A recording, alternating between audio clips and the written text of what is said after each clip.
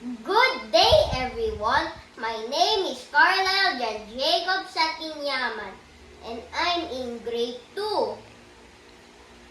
Today, I will explain multiplication and show you some examples that we can see at home. Multiplication means adding the same number again and again. Instead of adding many times, we use multiplication to make it faster. Let's get started. If I clap my hands 2 times and I do it 3 times,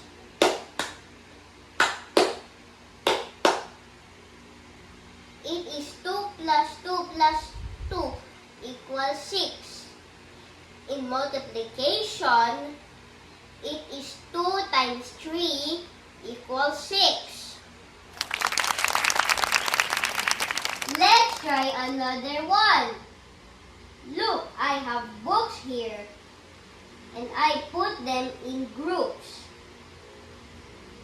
I have 4 groups. Each group has 5 books. 1, 2, 3, 4, 5.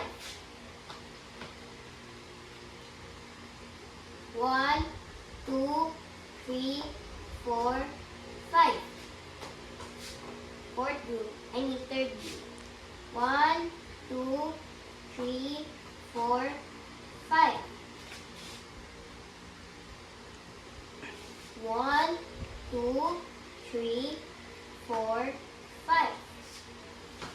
So it is 5 plus 5 plus 5 plus 5 equals 20 books.